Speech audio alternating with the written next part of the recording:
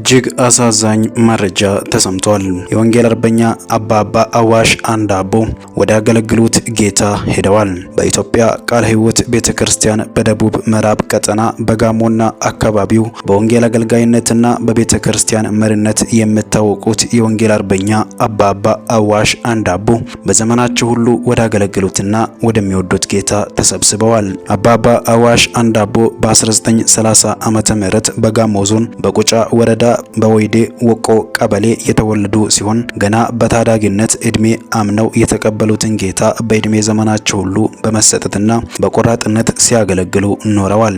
አባባ በጋሞና አካባቢው በቤተክርስቲያን ዋና መሪነት፣ በክፍለ ማህበር ዋና መሪነት፣ በጋሞ ክፍለ ማህበር አመራርና የወንጌል አገልጋይነት በተለይ ደግሞ ከእድሜያቸው አብዛኛውን ጊዜ እንደ ልጆቻቸው አድርገው በመሯቸውና ባሳደጓቸው የኦሞላንቴ ሽራሮ ኢትዮጵያ ቃለ ሕይወት ቤተክርስቲያንና በቀድሞ የኦቾሎ ክፍለ ማህበር በአሁኑ የአርባ ምንጭና አካባቢዋ አብያተ ክርስቲያናት ህብረት በመንፈሳዊ አባትነት አገልግለዋል። አባባ አዋሽ ስለ እግዚአብሔር መንግስት የደረሳቸውን መገፋት፣ እስራት፣ መከራውንና የስደት ዘመናትን በእግዚአብሔር ጸጋ ጽናት ተሻግረው በወንጌል አገልግሎታቸው ለብዙ ነፍሳት መዳንና መፈታት ምክንያት መሆን ችለዋል። የወንጌል አርበኛ አባባ አዋሽ በትዳራቸውም ፍሬ ተባርከው በመንፈሳዊ ልጆችም ተባርከው በነገር ሁሉ መልካም አርአያ የሆነን ህይወት ለተተኪው ትውልድ ትተው ጥቅምት 4 2018 ዓ.ም ዕለተ ማክሰኞ በተወለዱ በ88 ዓመታቸው እጅግ በጣም ወደሚወዱትና በዘመናቸው ሁሉ ወደ አገለግሉት ጌታ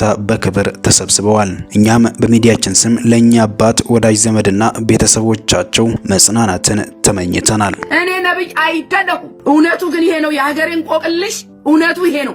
ኢየሱስ ተገፍቶ ነው። በኦርቶዶክስም በመሪያችንም በክርስቶስ ተከታይ መሪያችንም ኢየሱስ ክርስቶስ ተገፍቶ በአደባባይ ጣዖት መመለክ ሲጀመር እግዚአብሔር ዛሬ ምን አለ ብትሉ በመልእክቴ አስቆጥታችሁኛል አለ። ስሙኝ፣ ራሱ ጠቅላይ ሚኒስትሩ ያለውን አያይዛል። ምን አለ መሰላችሁ? ተባረክ ወንድም አለም። በእውነት እኔ ዶክተር አብይን በጣም ነው የምወደው፣ ግን እንዲድን እፈልጋለሁ። ዶክተር አብይ እንዲድን እፈልጋለሁ። አሁን በአገር ደረጃ እንግዲህ እኔና እናንተ የምንመራው የክርስቶስ ተከታይ በሆነ መሪ ነው። እኔ አሁን የክርስቶስ ተከታይ ባይሆን ኖሮ መሪያችን፣ በጣም የምንወደው መሪያችን የክርስቶስ ተከታይ ባይሆን ኖሮ ምንም አይመለከተኝም። የክርስቶስ ተከታይ ወንድሜ እስከሆነ ድረስ በቤቱ በክርስቶስ ቤት አብረን በስሙ የተጠራን እስከሆነን ድረስ እኔ የመገሰጽም ሆነ ኧረ ይሄ ነገር ወንድም አለም ትክክል አይደለም የማለት መብት አለኝ። ይሄንን መብቴን ነው የምጠቀመው። ይሄን መብት ማሰጠሽ ካላችሁ ደግሞ አባታችን የአንድ አባት ልጆች አይደለ? አባታችን በሰጠን መብት ማድረግ የሚገባን ወንድም እዚህ ጋር የሆነ ነገር ሲስት ባትገስጸው ወደ ኃጢአት ሲገባ ዝም ብለህ ብታይ እጅ ላይ ደም አለኝ ይላል ሕዝቅኤል ላይ። ያ ሰው ግን ተነግሮት ኃጢአቱ ተነግሮት ኧረ ተው ወንድም አለም ይሄ ነገር ትክክል አይደለም ተብሎ በኃጢአቱ ቀጥሎ ቢሞት ከደሙ ንጹህ ነን። ይሄንን ነው እያረገች ያለችው ጸገነት ደገፉ። ስለዚህ ጳውሎስ ምን አረገ ብትሉኝ በቁጥር 12 ገላትያ 2:12 ላይ ለምን ኬፋን ገሰጸው? ኬፋን የገሰጸው ደግሞ በጓዳም አይደለም ፊት ለፊት አረ ነገር ብሎ ማለት ነው። አንዳንድ ለምንድን ነው የገሰጸው? አንዳንድ ከያዕቆብ ዘንድ ሳይመጡ ከአሕዛብ ጋር አብሮ ይበላ ነበርና በመጡ ጊዜ ግን ከተገረዙት ወገን ያሉትን ፈርቶ ከአሕዛብ ጋር አብረው እየበሉ የኔና የናንተ ወንድሞች ክርስቲያኖች ከመሪያችን ጀምሮ ከአሕዛብ ጋር አብረው እየበሉ ከዛስ ከተገረዙት ወገን ያሉትን ፈርቶ እኛን እኮ ማንንም ያስጠጋናል። ክርስቲያኖች በር ተዘግቶባቸዋል። ክርስቲያኖች ሚቆምላቸው የለም፣ ሚከራከርላቸው የለም።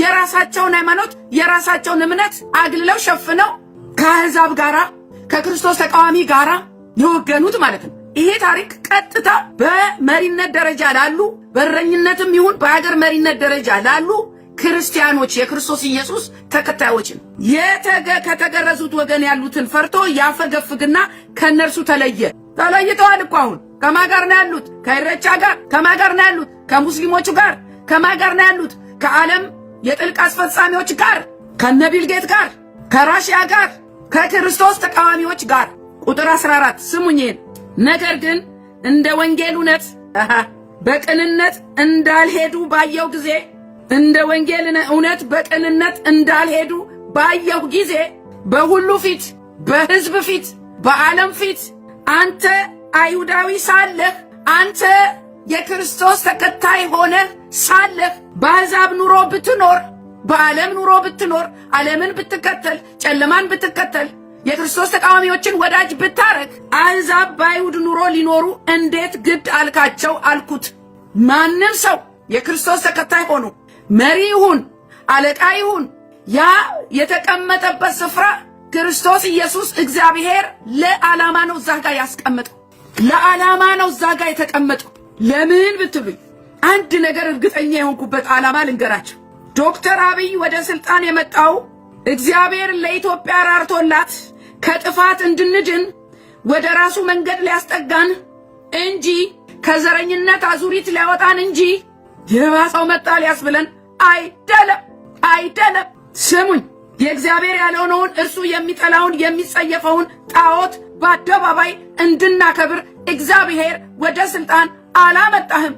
ይሄን ያቋም ነው እግዚአብሔር ያለው ይሄ ነው። ወንድም አለ አንተ የኢትዮጵያ ሕዝብ አባት ነህ። ልጅ ወደ አባቱ ያለቅሳል ችግር ሲገጥመው። ዛሬ ብዙ የሚያለቅሱ ልጆች አሉ። ምድሪቷ ባንተ ዘመን ሲኦል ሆና የክርስቶስን ኢየሱስን ወንጌል ይዘ በክርስቶስ ኢየሱስ ሰላም በክርስቶስ ኢየሱስ ኃይል በወንጌል እውነት ኢትዮጵያን አይደለም ዓለምን ማሸነፍ ስትችል ያቺን ወንጌል ካላነሳ ምድራችን አሁንም ሲኦል መሆኗ ይቀጥላል። ያቺ ወንጌል ካልተነሳች ምድራችን ሲኦል ትሆናለች እስከ መጨረሻው። እግዚአብሔር ይሄንን ተናግሯል። አሁን ወደድንም ጠላንም በመሪዎቻችን ቸልተኝነት በእረኞቻችን ድክመት ሁለቱም አንድ ናቸው ለኔ። ለምን? ሁለቱም የክርስቶስ ተከታዮች ስለሆኑ። እኛ እኮ ከዓለም አይደለንም ወንድም ዓለሞች፣ እኛ ከዓለም አይደለንም። እግዚአብሔር ደግሞ በዓለም ላይ ብርሃን ልንሆን የዓለም ብርሃን የምድር ጨው ብሎ አናት ላይ አስቀመጠህ። በተራራ ላይ ያለች ከተማ ልትሰወር አይቻላትም ብሎ አናት ላይ አስቀመጠህ። የክርስቶስ ብርሃን ግን በእንቅብ ስር ገባና ዛሬ አገሬ በጨለማ አዙሪት ማትወጣበት ቅርቃር ውስጥ ቶፍ ብላለች። በእናንተ በረኞችና በመሪዎች ትልልቆቹ መሪዎች የመንግስት መሪዎች ክርስቲያኖች ጴንጤ መሪዎች በሀገራችን ኢትዮጵያ የእግዚአብሔር ነገር እየወረደ የጨለማ ነገር እየነገሰ መጥቷል። እግዚአብሔርን አስቆጥተናል። በምን አስቆጣ ነው ካላችሁኝ ዘዳግም 32:21 ላይ ስሙኝ፣ አምላክ ባልሆነው አስቀኑኝ። አምላክ ባልሆነው አስቀኑኝ። እንዴ ጸገነ ምንድነው የምታወሪው? አይባልም መቼም ይሄው የተገለጠ እኮ ነው። ከዛስ በምናምንቴያቸው አስቆጡኝ። እኔም ሕዝብ ባልሆነው አስቀናቸዋለሁ፣ በማያስተውል ሕዝብ አስቆጣቸዋለሁ። የእግዚአብሔር ቃል አይገርማችሁ? በምናምንቴያቸው አስቆጡኝ፣ እኔም በማያስተውል ሕዝብ አስቆጣቸዋለሁ። አሁን የኢትዮጵያ ሕዝብ የማያስተውል ሆኗል። ለምን? ክርስቲያኖቹ የእግዚአብሔር ባልሆነ ነገር እግዚአብሔርን ስላስቆጡት። አሁን በቃ ጽዋው ሞላ እኮ። ከዚህ በኋላ እግዚአብሔር አይደራደርም። በቃ ተናገረ እኮ። ይሄ ግልጽ እኮ አንድና አንድ ሁለት እኮ ነው። ወጣ በቃ ግልጽ እኮ ነው። ጽዋው ሞላ። ብዙ ታገሰ እግዚአብሔር ኢትዮጵያን፣ ብዙ ታገሰ ክርስቲያኖቹን፣ ብዙ ታገሰ አገልጋዮችን፣ ብዙ ታገሰ ቤተክርስቲያንን። አሁን በኃይል በቁጣ ተነስቷል እግዚአብሔር። አሁን እንደውም የኔ መልእክት ወቅታዊ ነው። እንግዲህ በእግዚአብሔር ሰዓት ነው ይሄ መልእክትም የመጣው። ስለዚህ የኔ መልእክት ከመጣ በኋላ አሁን ብዙ ነቢያት፣ ብዙ አገልጋዮች በኢትዮጵያ ላይ እግዚአብሔር እያስጠነቀቀ ያለውን ነገር መግለጥ ጀምረዋል በድፍረት። ምንም የሚሸፈን ነገር የለም። የእግዚአብሔር ነገር አይሸፈንም። ምን ሊቀርብን ይሸፈናል? ምን ሊቀርብን? አይሸፈንም። ስሙኝ፣ የኢትዮጵያ ሕዝብ ማስተዋሉ፣ ቅንነቱና ደግነቱ ተወሰደበት። ለምን? እዚህ ጋር በጣዖት ስላስቀና ነው። እዚህ ጋር በጠንቋይ ስላስቀና ነው። በሀገሬ ጠንቋይ መታወቂያ ተሰጥቷት ላይሰንስ ኖራት በፖሊስ የምትጠበቅ ጠንቋይ እኔና እናንተ ክርስትና የሚመራ የክርስቶስ ተከታይ መሪ ባላት ዘመን ጠንቋይ ሲሰፋ ካያችሁ፣ ጣዖት በአደባባይ ሲከበር ካያችሁ፣ ከዚህ በላይ እግዚአብሔር ሊያስቆጣው የሚችል ምን ነገር አለ? ቀናተኛ አምላክ አይደለም ወይ? ስሙኝ፣ እግዚአብሔርን በበደልነው መጠን እንደ አገር ወደ ሲኦል እየወረድን ነው። ቁልፉ ያለው እኛ ጋር ነው እኮ፣ ክርስቲያኖች ጋር እኮ ነው ቁልፉ ያለው። የሃይማኖት መሪዎች ጋር ነው ቁልፉ ያለው። እነ ጳጳሶቹ ጋር ነው ቁልፉ ያለው። ቁልፉ እዛ ነው ያለው፣ መሪዎቹ ጋር፣ የክርስቶስ ተከታይ መሪዎች ጋር፣ እረኞች ጋር፣ የቤተ ክርስቲያን እረኞች ጋር፣ የሃይማኖት አባቶች ጋር። ማንም አያመልጥም ከዚህ። እያንዳንዱ እንደ ስራው ይከፈለዋል። እያንዳንዱ እጁ ላይ ደማል። እያንዳንዱ ስሙኝ፣ እግዚአብሔር አይዘበትበትም። ጊዜውም ምድሩም ሰማዩም ብሩም ወርቁም የሱ ነው። እግዚአብሔር ተቃዋሚዎቹን ይበቀላል። ኢሬቻ ሰላም ነው ብላችሁ አላግጣችሁ አታርፉም እኮ። ኖ ኖ ኖ ኖ ኖ። የኔ ጌታ ማላገጫ አይደለም። የኔ ጌታ ሁለተኛ አይደለም። የኔ ጌታ የሚታፈርበት አይደለም። ኖ ኖ። ዛሬ ክርስቲያኖች ከእግዚአብሔር ይልቅ ዘራቸው፣ ባህላቸው፣ ገንዘብ፣ ስልጣናቸው ወደውና አክብረው እግዚአብሔርን እያስናቁ እያስቆጡ ነው። ይሄ ደግሞ ለማተረፈ ብትሉኝ ለህዝብ እኮ። እስቲ በክርስቶስ ኢየሱስ እንመራና ሰላም እንጣስቲ። እስቲ ለአምላካችን ብቻ እንስገድና ሰላም እንጣስቲ። እስቲ እግዚአብሔርን ከፍ እናርገውና ሰላም እንጣስቲ። እስቲ የንጉሶቹን ንጉስ የጌቶቹን ጌታ ኢየሱስን ከፊት እናርገውና እሱ ይታይና እስቲ ሰላም እንጣኛ። በሌሎች አማልክት አስቀኑት። ዘዳግም 32:16 እቺ ስሙኝ ባካችሁ፣ ትክክለኛ ቃል የእግዚአብሔር። እዛ ጋር ያለውን ሁኔታ በእግዚአብሔር ቃል እንመዝናለን አላልኳችሁ? ዘዳግም 32:16 በሌሎች አማልክት አስቀኑት፣ በርኩሰታቸውም አስቆጡት። የኢትዮጵያ ሕዝብ እንደ ሀገር እግዚአብሔርን አስቆጥቷል። ዘዳግም 32:18 የወለደህን አምላክህን ተውክ፣ ያሳደገ እግዚአብሔርን ረሳ ይላል። እናንተ መሪዎች፣ ከላይ ያላችሁ ጴንጤ መሪዎች፣ በአገር ደረጃ መሪዎች፣ ጌታ እግዚአብሔር በቃሉ ይናገራችኋል። ዘዳግም 32:18 የወለደህን አምላክ ተውክ፣ ያሳደገህን እግዚአብሔርን ረሳ። እግዚአብሔር የተባረከ ይሁን። ስሙኝ ወገኖቼ፣ በእግዚአብሔር ፈቃድ ተመርጣችሁ እግዚአብሔር ምን ይላል? አሁን ከእረኞቹ ጉዳይ አለኝ ይላል። ወደዳችሁም ጠላችሁም የመንግስት ባለስልጣናት፣ የክርስቶስ ተከታይ የሆናችሁ ለህዝቡ እግዚአብሔር ያስቀመጣችሁ እረኞች ናችሁ።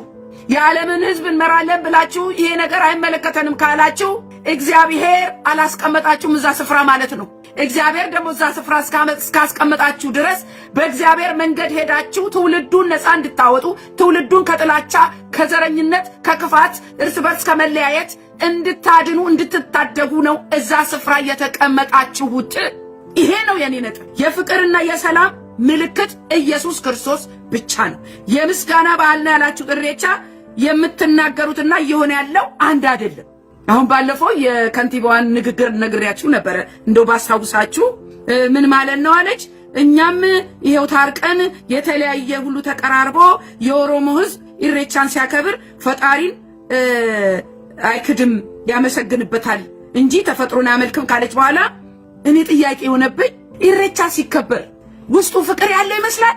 ኢሬቻ ሲከበር ሌላውን ሚስብ ነገር አለው? ወንድሙን የሚያቅፍ ነገር አለው? ትዕቢት እንጂ ዘረኝነት እንጂ ክፋት እንጂ።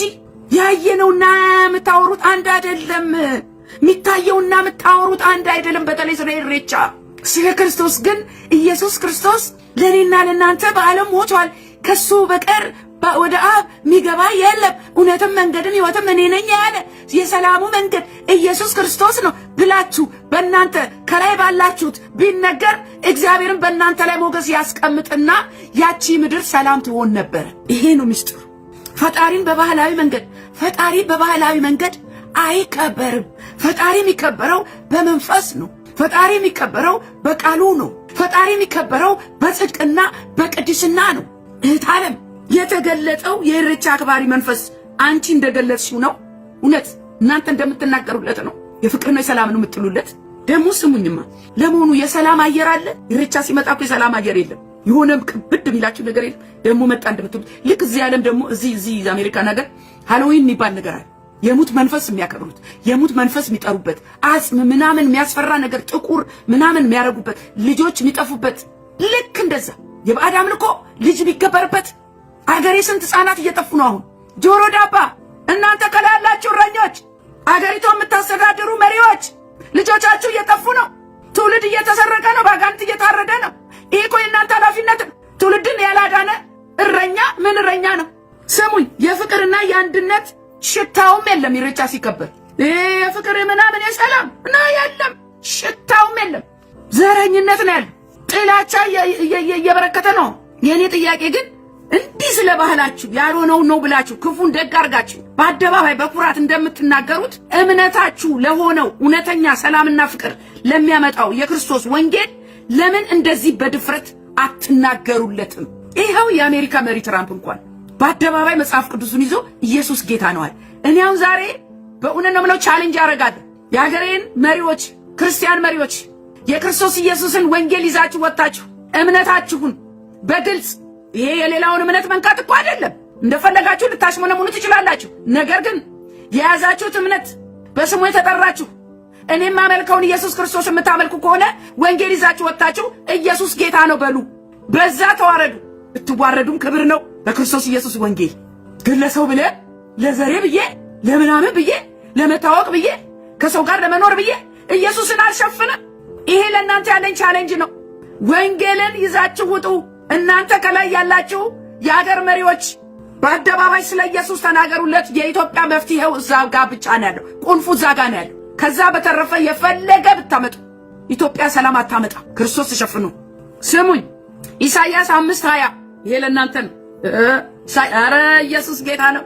በቃሉ እኮ ያናግረናል። እናንተ ከእናንተ አይምሮ የሚፈልቅ ነገር የለም። ቃሉ መንፈስ ቅዱስ እየመራችሁ ቃሉን ሰጥቷችሁ ይሄን በይ ነው። በቃ አለቅ ጠቀላት። ይሄን በይ ነው የምባለው። ስሙኝ፣ ክፉውን መልካም መልካሙን ክፉ ለሚሉ ጨለማውን ብርሃን ብርሃኑንም ጨለማ ለሚያደርጉ ጣፋጩን መራራ መራራውንም ጣፋጭ ለሚያደርጉ ወዮላቸው። ማን እንደ ያለው? ኢሳይያስ 5:20 ምሳሌ 17:15 ደግሞ ኃጢያኑን የሚያጸድቅ እና በጻድቁ ላይ የሚፈርድ ሁለቱ በእግዚአብሔር ዘንድ አጸያፊዎች ናቸው። ማን? ኃጢያኑን የሚያጸድቅ ጻድቃኑን ደግሞ በጻድቃን ላይ የሚፈርድ ኃጢያተኞች ናቸው ሁለቱ ይላል። አሁን ሀገሬ ውስጥ ያለው ምንድነው?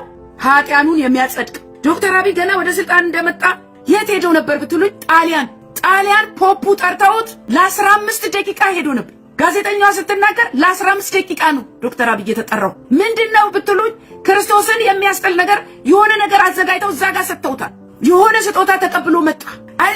የእግዚአብሔር ነገር ሲኖርባችሁ እኮ ጥንቃቄ ማድረግ አለባችሁ። እንደ ዳዊት ልሂድ ወይ እግዚአብሔር ወይ ልሂድ ወይ ልውጣ ወይ አሸንፋለሁ ወይ ብላችሁ አንተ የክርስቶስ ተከታይ ሆነ የት ነው የምትሄደው? የምትሄድበት የምታቅፋቸው አብረህ የምትውላቸው አብረህ የምትበላቸው እኮ በጣም ወሳኝ ናቸው። እግዚአብሔር ደግሞ አትሄዱ ያለን ቦታ ከሄድን ጥበቃውን ያነሳል፣ ከለላውን ያነሳል።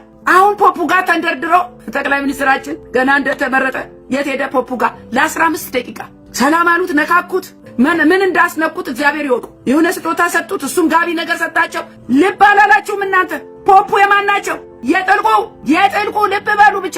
ከዛ በኋላ ነው ቀስ እያለ የእግዚአብሔር ነገር እየተጣለ። ስሙኝ፣ ጥሪዬ ለዓለም ሕዝብ እንጂ ለእግዚአብሔር አገልግሎት አይደለም። እኔ የፕሮቴስታንት መሪ አይደለሁም። የፕሮቴስታንት መሪ ባትሆንም እግዚአብሔር ግን የክርስቶስ ተከታይ ስለሆንክ በዛ ቦታ ያስቀመጠ ፕሮቴስታንት የሃይማኖት እምነት ተቋም እንድትመራ ሳይሆን ሕዝብን በክርስቶስ ኢየሱስ እንድትመራ ነው። በብርሃኑ መንገድ በእግዚአብሔር ታምነን ቢሆን ኖሮ ፍሬያችን ጣፋጭ በሆነ ነበረ። ይልቁንም ጥላቻው፣ ክፋቱ፣ መገዳደሉ፣ ጭካኔው፣ ዝርፊያው፣ ሌብነቱ እየከፋ መጣ። ለምን? ወንጌል ተጣለ። ለምን? ከዓለም ጋር አበርን። ኢትዮጵያ ወንጌሏን አስቀምጣ ነገሯ ሁሉ ዓለም ሸተተ። አሁን ማውራው ቤተክርስቲያንንም ነው። ቤተክርስቲያንንም እንደ ሀገር ደግሞ በመሪነት ደረጃ የተቀመጡትን አማኞች ነው ማውራው። ከዘርና ከፖለቲካ ከገንዘብ ጋር ተዋሃደች። ይሄ ደግሞ ኦርቶዶክስ አይልም፣ ጴንጤ አይልም። እንደ ክርስቲያን ተያይዘን ነው የጠፋነው። እግዚአብሔር ከሁሉም ጋር በሰላም ኑሩ ይላል። እስማማለሁ። በሰላም ኑሩ አለ እንጂ የክርስቶስ መሆንህን ደብቀ ሌላውን እምነት ወይም ጣዖት ከፍ አድርግ አይልም። አሁን አይታችኋል። መሪዎች የእስላም በዓል ሲሆን ምንም ችግር የለባቸው። ሄደው ቁጭ ብለው አብረው ይበላሉ። እዛም ኦርቶዶክስ ጋር ሄዱና ይሳለማሉ። ራሳችሁን በእምነታችሁን ለምን አታስከብሩም ነው የምለው። ተሳደቡ፣ ናቁ፣ አግልሉ ሚል ነገር አቋም የለኝም እኔ። በሰላም ኑሩ ከሁሉም ጋር። ነገር ግን የያዛችሁትን እምነት እናንተ በተሰጣችሁ ጊዜና እድል ከፍ ማድረግ አለባችሁ እላለሁ እኔ። በምን እግዚአብሔርን አሳዘንን ካላችሁን ባደራ የተሰጠውን ሕዝብ ክርስቶስ የሞተለትን በፍቅር ማሸነፍ ቅድሚያ በእግዚአብሔር ቃል መገንባት ነበረበት። የኢትዮጵያ ሕዝብ እኮ በዘረኝነት ቁርሾ በብዙ መርገምት የተጠመጠመ ሕዝብ ነው። ለዚህ ነው እግዚአብሔር ወንጌል አማኝን አምጥቶ ከፊት አስቀመጠ። ከወንጌል ውጪ ኢትዮጵያን የሚያስተካክል ነገር ስለሌለ ማለት ሰውን ለማስደሰት ሳይሆን ቅድሚያ በትውልድ ላይ የተጫነውን የመለያየት የዘረኝነት ቀንበር በእግዚአብሔር ኃይል መሰበር ነበረበት። ባለፈው የፋይዳን ጉዳይ አንስቼላችሁ ነበረ። ይሄንን ልቀጥል። ፋይዳ ያው 666 ቁጥሩ ቀጣዩ ነው። ፋይዳ መንገድ ጠራቂ ነው። መንገድ ጠራቂ ነው። የትውልድን ሊስት፣ የትውልድን ማንነት፣ የትውልድን ዝርዝር አይደንቲቲ መታወቂያ እየተሰበሰበ ነው በፋይዳ በግድ ማለት በግድ እኮ በግድ። ፋይዳ ለኢትዮጵያ የሚጠቅም ዳቦ የሚያመጣ ቢሆን ኖሮ በግድ ባልሆነ ነበር። በየወሩ የምትከፍሉት ይኸው መያዣው እኮ ነው ወጥመዱ። በየወሩ የምትከፍሉት ትባሉና እታች ድረስ ቀበሌ ድረስ ይወርዳል። አሁን ምን ማጥመጃው ምን ስልክ ስማርትፎን ባትይዙ ይሻላል። አገሬ ህዝብ ተጠንቀቁ፣ ተጠንቀቁ። አሁን ማጥመጃው ዋናው ስማርትፎን ደግሞ ይመጣል። በግዱ ሰዱም ሳትባሉ አትቀሩ። ስሙኝ፣ አካሄዱን መርምሩ። አይናችሁ የተከፈተ ይሁን። ስለዚህ ኢትዮ ቴሌኮም አይፎን በርካሽ ቀስ ብሎ የሚከፈል እያለ አሁን መስጠት ይጀምራል። ለምን? የኢትዮጵያ ህዝብ በስልክ ነው። ስልክ ብዙ ስለሌለው ማግኘት አልቻሉም። አሁን የሀገሬ ገበሬ በአይፎን አይደለም ስማርት የሚሆነው። ዳቦ በሰጣችሁት መጀመሪያ ያው ዳቦ ሚሉ ህዝብ ተርቦ ዳቦ። እኔ የምለው አንድ ነገር ደግሞ በጣም የሚገርመኝ ነገር ህዝብ ተርቧል እኮ። ኢትዮጵያስ እንዴት ታመርታለች፣ ታሻግራለች፣ ኤክስፖርት ታደርጋለች። እዚህ ጋር ዳቦ እያለ የሚጮህ መጀመሪያ ቤተሰብህን አትመግብም እንዴ? ቤተሰብ መመገብ የለበትም ወይ? እኔ ልጆቼን አስርቤ ነው እንዴ ምሸጠው ስንዴ አውጥቼ ነው? የኢትዮጵያ ህዝብ መጀመሪያ የአገሩ ህዝብ ህይወቱ መቀየር አለበት። መጀመሪያ ከአምላኩ ጋር መተዋወቅ አለበት። መጀመሪያ የአገሬ ህዝብ ዳቦ ጠግቦ ማደር አለበት። የተጨናነቀው ህዝብ መረጋጋት አለበት። አገር አለኝ ብሎ ማሰብ አለበት። በሰላም ወጥቶ መግባት አለበት። በእኔና በእናንተ ዘመን ለምንድን ነው ይሄ ሁሉ መከራ የመጣው ካላችሁኝ እንዳልኩት ወንጌልን ጥለን ነው። ስለዚህ የሰይጣን እስረኛ ከመሆን ተጠንቀቁ። አይፎን እንዳትቀበሉ። ሀገር እንደ አይጥ እበላለሁ ብላ በወጥመድ እየተያዘች ነው አለ። ለምን ብትሉኝ እበላለሁ ብለን እየተበላን ነው ሀገር ኢትዮጵያ። ምን አለ ብትሉኝ ለፍርፋሪ ብላ የከበረውን ህይወት የከበረውን እያስወሰደች መሆኑን በግልጽ ተናግሯል መሪያችን ዶክተር አብይ። ምን አለ መስሉኝ? እርዳታ ማለት አለ አንድ ቤተሰብ አይጥ አስቸግሮት አይጥ ለማጥመድ ከፍርፋሪ ጋር የተቀመጠ ወጥመድ ፍርፋሪ ለማግኘት ስትል ወጥመድ ውስጥ የገባች አይጥ ማለት ነው አለ። ይኸው ገለጽክልን ራስህ። ኢትዮጵያ እርዳታ ለማግኘት ስትል እንደ አይጥ ፍርፋሪ የተቀመጠላት ወጥመድ ውስጥ በየጊዜው ወጥመድ ውስጥ እየገባች ወጥመድ የገባች አይጥ እኮ ደግሞ ህይወት የላትም። ኢትዮጵያ ዳቦ እንጂ ኤአይ አያስፈልጋትም። ምን አለ ትልቅ ሐኪም ቤት ሰርታችሁ በነፃ ህዝቡ ቢታከም። ምን አለ በየገጠሩ ያለው ህዝብ ሰላም እንዲያገኝ ሰላም ላይ ቢሰራ።